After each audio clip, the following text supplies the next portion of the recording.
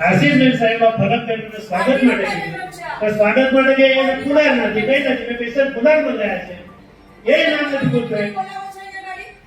સમાજને અપરિત કરવાનું કામ કરે આદિવાસી સમાજના અમારા અધ્યક્ષ હોય ત્યારે આદિવાસી સમાજનું તમે વચ્ચે ના બોલશો મારી આગળ ત્યારે પછી ને અપમાન કરવા માટે અહીંયા બોલાવો છો ના સાહેબ તમે પ્રભારી મંત્રી છો ને તમે જુઓ છો સવારથી કાર્યક્રમ કેવી રીતે ચાલી રહ્યા છે આ મારું અપમાન કરવા માટે બોલાવો છો તમે આ ચૂંટણીમાં જીતાઈને આવેલી છું કોઈ ઉપરથી પેરાગ્લાઇડિંગ કરી નથી આવી હું અહીંયા મારા વિસ્તારના અધ્યક્ષ છે મારા આદિવાસી મોરચાના અધ્યક્ષ છે ના સાહેબ આભાર આપનો થેન્ક યુ આપે મારા માટે લડ્યા એના માટે ખૂબ ખૂબ આભાર સર્વે જનતાનો પણ અને આપ સર્વે નેતૃત્વનો પણ કોને કહી નાખ્યો આ પેલો છે ને મહામંત્રી કોણ છે આશીષભાઈ પ્રમુખના આધાર ઉપર જ કીધું હોય તો ભાઈ રહેવા દે ને ચાલ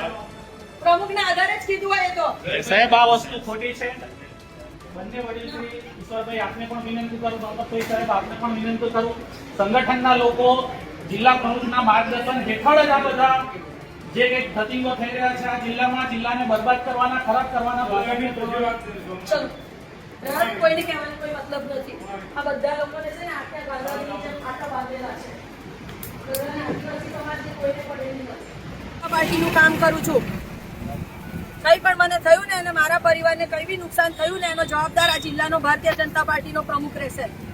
મારી સાથે વાત કરવા આવે ને તો એવા લોકોને ધ્યાનમાં રાખીને એ લોકોને તડકાવવામાં આવે છે ગુસ્સે એ લોકોની સામે એક્શન લેવામાં આવે છે ને એવા લોકોને એ લોકોની કે અહીંયા ગાડી મારું અપમાન થયું છે અમારે નથી આવવું ભાઈ ક્યાં અમે તો આદિવાસી છીએ ને એટલે અહીંયા તાપ તડકામાં જ બેસીશું અમને એવા એસી રૂમોની જરૂર નથી પડતી